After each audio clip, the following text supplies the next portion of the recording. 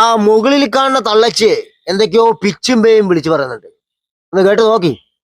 ഇന്ന് നരേന്ദ്രമോദിയുടെ പേരിൽ സ്വതന്ത്ര ഇന്ത്യ മറ്റൊരു ചരിത്രവും റെക്കോർഡും കുറിച്ചു. ഇന്ത്യയിൽ ഏറ്റവും കൂടുതൽ കാലം പ്രധാനമന്ത്രിയായിരുന്ന രണ്ടാമത്തെ ആൾ എന്ന റെക്കോർഡ് നരേന്ദ്രമോദി സ്വന്തമാക്കിയ സുവർണ ദിനമാണ് ജൂലൈ 25 വെള്ളിയാഴ്ചയായ ഇന്ന്.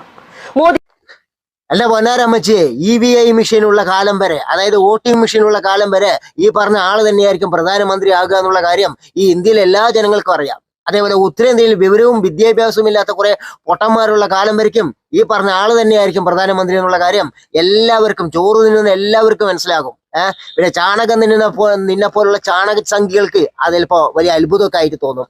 അതായത് ചോറ് തിന്നുന്ന ആർക്കും ഇതൊരു അത്ഭുതമായിട്ട് തോന്നുന്നില്ല. ഇത് സ്വാഭാവികമായ ഒരു സംഭവമായിട്ട് എന്നെ തോന്നുള്ളൂ. കേട്ടാ അമ്മച്ചിയെ, ബാക്കി പറ, എന്തെങ്കിലും പറയാനുണ്ടെങ്കിൽ. ഈ അധികാരത്തിൽ 4078 ദിവസം പൂർത്തിയാക്കും.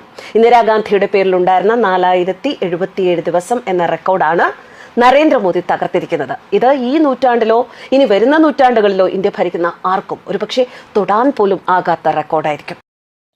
എന്റെ പൊന്നാര ചാണകമ്മച്ചിയെ, EVI മെഷീനുള്ള കാലം വരെ, അതായത് EVI മെഷീൻ ഈ ലോക അവസാനം വരെ ഉണ്ടെങ്കിൽ ആ ലോക അവസാന കാലം വരയ്ക്കും ഈ പറഞ്ഞ ആള് തന്നെയായിരിക്കും പ്രധാനമന്ത്രി. പിന്നെ ഇന്ദിരാഗാന്ധി എവിടെ കിടക്കുന്നത്? ഈ പറഞ്ഞ ആൾ എവിടെ കിടക്കണം അമ്മച്ചിയെ?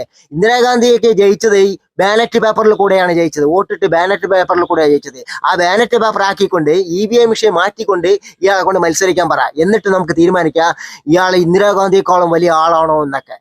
എണീച്ച് പോ ചാണക അമ്മച്ചിയെ പറഞ്ഞ് ചിലക്കണേ, ചുമ്മാ സംഖ്യകളെ സൂചിപ്പിക്കാൻ വന്നിരിക്കണേ പറഞ്ഞു.